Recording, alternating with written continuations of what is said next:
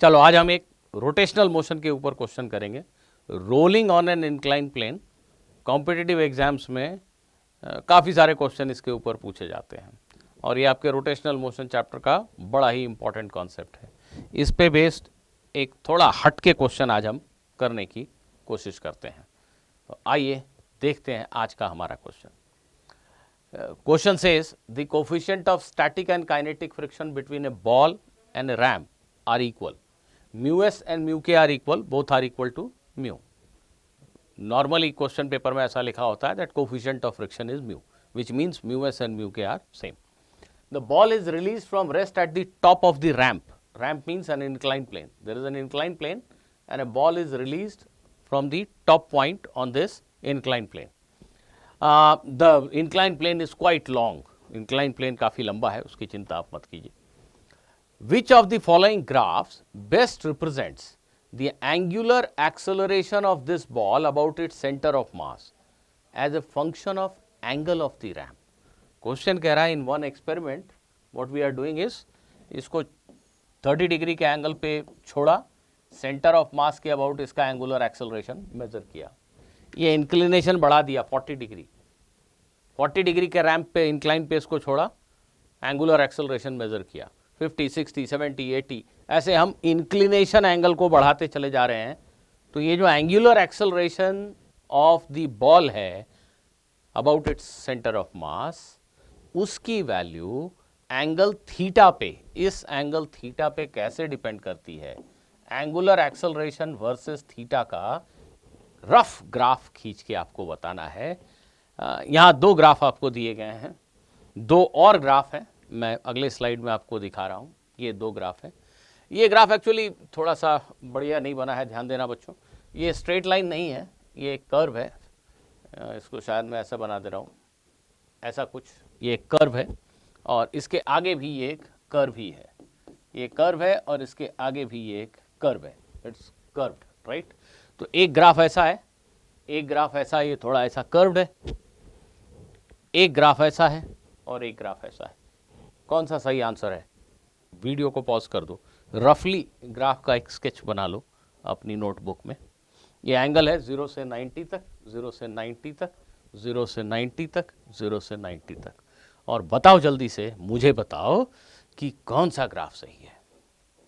Video pause किया, करो, सोचो, खुद से सोचो। मैं जिद करता हूं खुद से सोचो, मैं चाहता हूं तुम खुद क्वेश्चन करो। चलिए, मैं आशा करता हूं कि आप में से बहुत सारे लोगों ने वीडियो पॉज करके क्वेश्चन को जरूर समझ लिया होगा।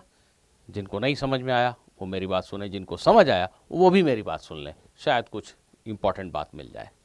बहुत सिंपल से ऑब्जर्वेशन से हम बता सकते हैं कि ग्राफ ये सही लग रहा है, ये तो हो ही नहीं सकता।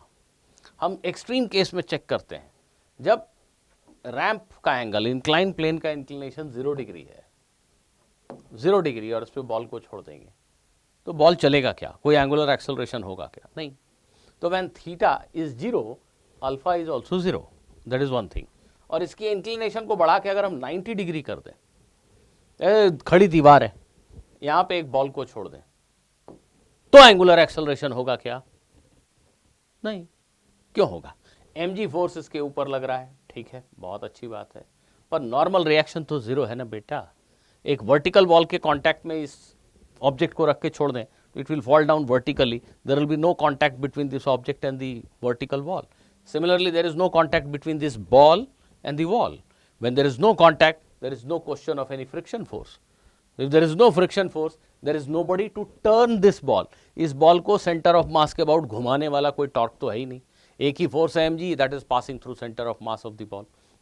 There is no torque, there is no angular acceleration. Ball will fall down straight with a linear acceleration of g. So when angle is 0 degree, there is no angular acceleration. When angle is 90 degree, then also there is no angular acceleration. तो ऐसा तो एक ही graph में दिया गया है इसमें, इसलिए यही सही आंसर है। नहीं, चलो थोड़ा सा और डीपली देख लेते हैं, बट सही आंसर तो यही है ना, इसमें तो कोई दो राय है ही नहीं। आप सभी ने पढ़ा है, ऐसा मैं मान के चल रहा हूँ कि एक बॉल को एक इंक्लाइन प्लेन पे ऐसा छोड़ दिया जाए, किसी भी राउंड ऑब्जेक्ट को इनफैक्ट, तो इसके पास एक एक्सेलरेशन होता है और एक एंगुलर एक्सेलरेशन होता है। आप सभी ने कैलकुलेट भी किया, आपको याद भी है इनफैक्ट कि एक्सेलरेशन की जो वैल्यू होती है वो g sin थीटा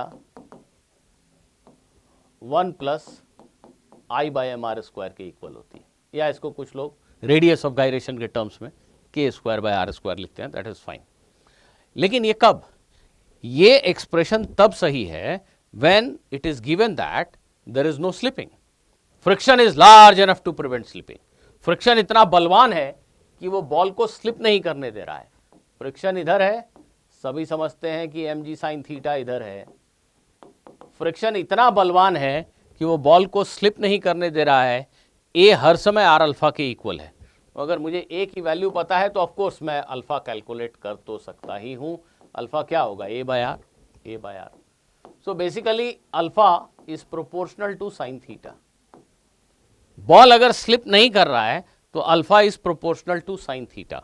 तो सपोज मैं इस एंगल को 0 डिग्री से 10, 20, 30, 40 बढ़ाना शुरू करता हूं, how will angular acceleration change? जो एंगुलर एक्सेलरेशन है वो साइन थीटा के प्रोपोर्शनल होगा। तो जैसा साइन का ग्राफ होता है, साइन का ग्राफ कुछ ऐसा होता है ना भाई, ऐसा। तो मैं ये पूरा 90 डिग्री तक, 180 डिग्री तक का ग्राफ मैंने ड्रॉ कर दिया। नहीं, अभी जो हमें ड्रॉ करना है वो लेट अस से 30-35 डिग्री तक। तो 30-35 डिग्री तक का अगर आप ग्राफ ड्रॉ करोगे तो कुछ ऐसा, अभी ये ऊपर चढ़ ही रहा है, right. Angular acceleration sine theta के प्रोपोर्शनल है। कब तक? जब तक स्लिपिंग नहीं हो रही है। इंक्लिनेशन को बढ़ाने से देखिए दो चीजें हो रही हैं। थीटा बढ़ने से ये mg साइन थीटा बलवान होता है, बढ़ता जा रहा है, साइन थीटा बढ़ता जा रहा है। जबकि ये जो फ्रिक्शन है इसकी मैक्सिमम वैल्यू जो हो सकती है, लिमिटिंग वैल्यू, वो म्यू इंटू एन। एन कितना है यहाँ पे, mg कॉस थीटा। तो जो फ्रिक्शन की लिमिट है, अपर लिमिट, वो डिक्रीज होती जा रही है।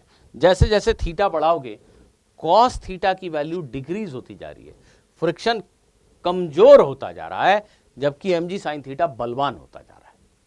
तो ये नेट फोर्स इस डायरेक्शन में बढ़ता चला जा रहा है। जैसे जैसे एंगल बढ़ाओगे नेट फोर्स इस डायरेक्शन में बढ़ रहा है, जिसकी वजह से जो एक्सेलरेशन है ये बढ़ना शुरू कर देगा। एक्सेलरेशन की वैल्यू बढ़ती चली जा रही है अगर आप थीटा को बढ़ा रहे हो। क्यों? क्योंकि ये फोर्स बड़ा हो रहा है, ये छोटा हो रहा है। इसको एंगुलर एक्सेलरेशन देने का काम कौन करता है? फ्रिक्शन का टॉर्क। और फ्रिक्शन खुद कमजोर हो रहा है। जैसे जैसे थीटा बढ़ा रहे हो फ्रिक्शन कमजोर हो रहा है। फ्रिक्शन के कमजोर होने से ये जो टॉर्क है ये कम होगा। टॉर्क कम होने से अल्फा की वैल्यू डिक्रीज होगी, है कि नहीं? नहीं होगी। एक पॉइंट आएगा, अगर आप इंक्लिनेशन बढ़ाते जाओगे तो प्योर रोलिंग तभी संभव है जब ए आर अल्फा के इक्वल हो। जब तक फ्रिक्शन की पीक वैल्यू बहुत बड़ी थी, मतलब स्टैटिक फ्रिक्शन था, तब तक वो अपने आप को एडजस्ट कर रहा था सो दैट कि वो इतना अल्फा दे सके कि आर अल्फा हर समय ए के इक्वल है। पर तुमने क्या किया, थीटा को बढ़ाया, इधर का फोर्स बहुत बढ़ा दिया, एक्सेलरेशन बहुत बड़ा हो गया। अब फ्रिक्शन अपनी पूरी ताकत लगा के भी उसको वो एंगुलर एक्सेलरेशन नहीं दे पा रहा है जिससे कि आर अल्फा ए के बराबर रहे। तो नेचुरली ये बॉडी स्लिप करने लगी। जैसे ही स्लिपिंग शुरू हुई तो ये जो फ्रिक्शन है ये काइनेटिक फ्रिक्शन हो गया। इसकी value mu mg cos theta हो गई, और ये फिक्स्ड हो गई। जैसे ही स्लिपिंग एक बार शुरू हुई उसके बाद फ्रिक्शन फोर्स की value mu mg cos theta हो गई। गिवन थीटा के लिए फ्रिक्शन फोर्स फिक्स्ड हो गया। ये नंबर अब नहीं बदल रहा है। हाँ, थीटा बढ़ाने से ये कमजोर होता जा रहा है। तो ये कमजोर होने से जो टॉर्क है वो कमजोर होता जा रहा है और अल्फा इसलिए कमजोर होता जा रहा है। तो जैसे ही स्लिपिंग शुरू होगी उसके बाद एंगुलर एक्सेलरेशन अल्फा जो है वो एक्चुअली कॉस थीटा के प्रोपोर्शनल होगा। जैसे मान लो 40 डिग्री के एंगल पे स्लिपिंग शुरू हुई, ये 40 डिग्री है, एक बातचीत में आसानी के लिए मान लो।